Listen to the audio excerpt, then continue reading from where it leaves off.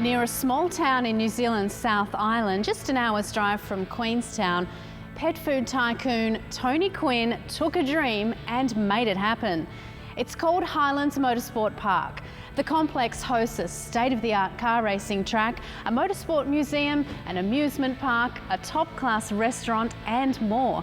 The plan is to attract high-level motorsport events, groups of car owners who want to learn how to race their own cars, as well as international tourists. Now, by any standards, Highlands is eye-catching, especially when you consider that the land it now occupies was just that, open space, a little more than 2 years ago. It's become the talk of the motorsport world, a brand new, spectacular, custom-built racing track near Queenstown on New Zealand's South Island. Oh, it's fantastic. We came here for the opening and we all enjoyed it, but now, you know, it's cleaned up, the rubber's gone down, the grip levels come up, so it certainly rewards a bit of bravery. You know, to basically create this off the back of a napkin, I know that's simplifying it, but you know, to create it from a greenfield project to what it is now is really outstanding. So this is a good thing. I like seeing brand new, state-of-the-art, permanent racetrack facilities. They contribute a lot to motorsport, and this one's going to contribute for a long, long time.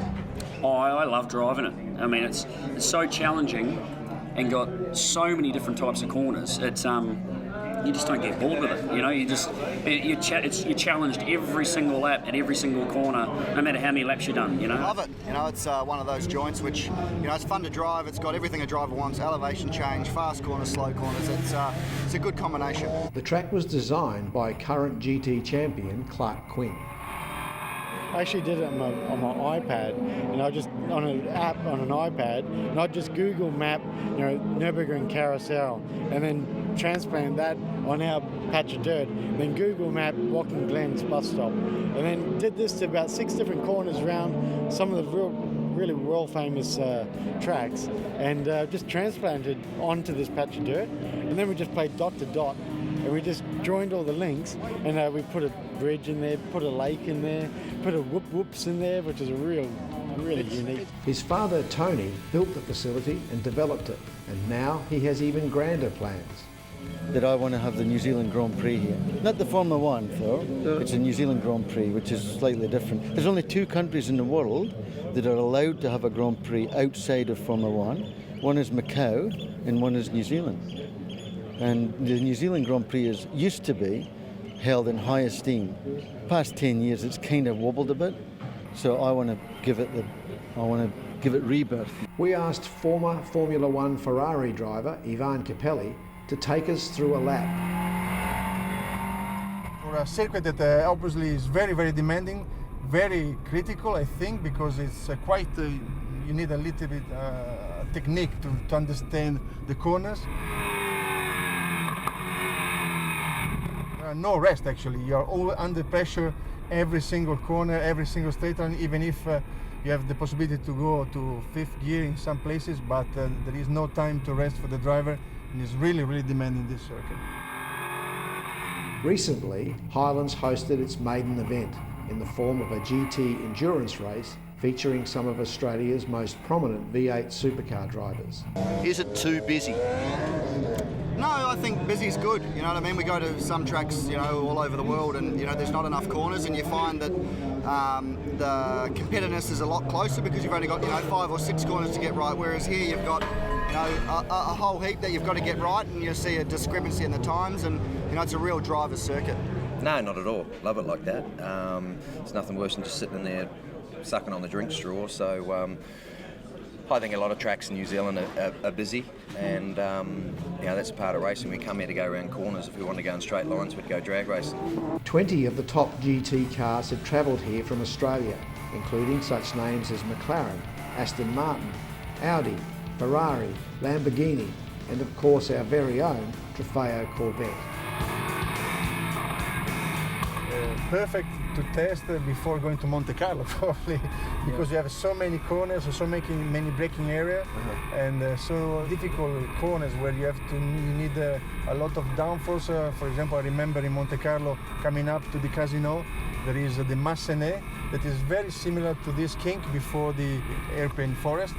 And that corner is very similar. I mean, blind, no downforce, you need to carry speed through the corner, and this is just the same. I mean, it's very, very demanding.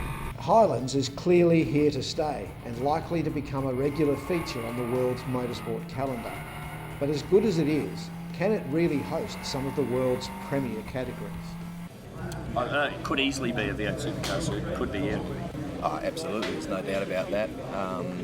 You know, a track of this calibre and the facilities, you know, it would make a lot of sense to run a V8 supercar race around here. This place is just awesome, and I think that there are no secrets that they can give to the driver this kind of view.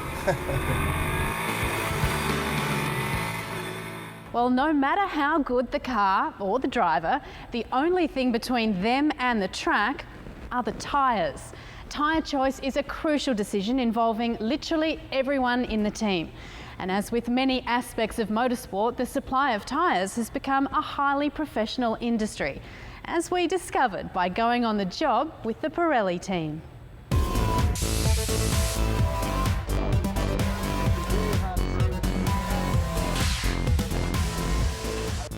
The machines are specialist machines, being that they are for motorsport, because the tyres are a lot different to fit than a normal road car tyre or a passenger tyre.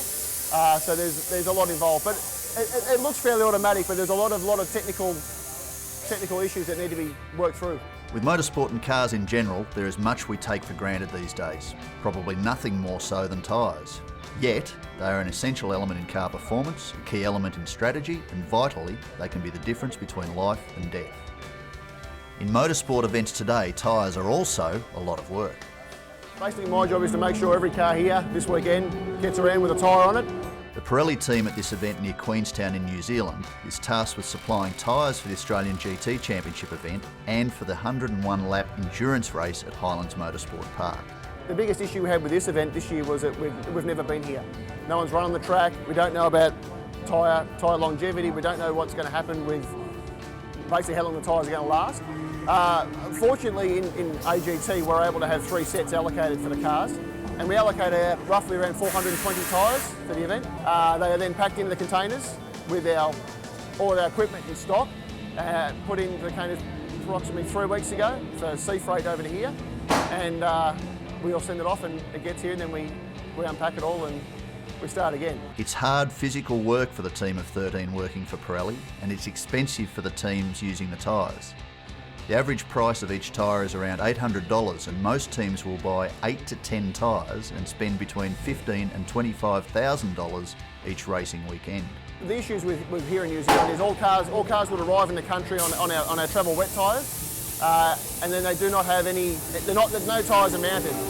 So then we have to make sure that every car in the field has a set of tyres mounted for its first practice session before we start, and a spare set. On a good setup here with our guys that are all well trained, we can usually get a set of tyres out in under 2 minutes, going well.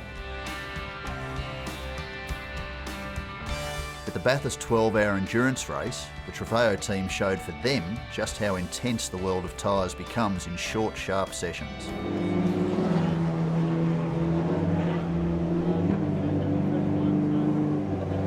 Then of course there is the weather. In motorsport, the winner is often the one who can best manage the array of variables, knowing what is and isn't controllable. As for the weather, well, locals will tell you, around here, it can turn at any time, and it turns often. Well, if we get a weather change, it's usually our worst nightmare. Every car that we've spent all the time that we allocate to putting slicks on the car, will then come back and we have to mount wets on the car. We can possibly have 10 sets of wheels here, which is 40 tyres to be done in 10 minutes. We also have to check the rims whilst they're fitting them to make sure they're safe, because basically it's a driver's life at risk if something happens. So these guys have got a lot of responsibility in making sure the tyres are fitted correctly. It's busy. It gets the adrenaline pumping, but it's good. Once it's all done, it's a good feeling, but it's when you're in here and 2 hours can go by in 10 minutes. It's not about me driving, it's about the machine. It's about how fast can I get that engine to go? How fast can I get that car to move?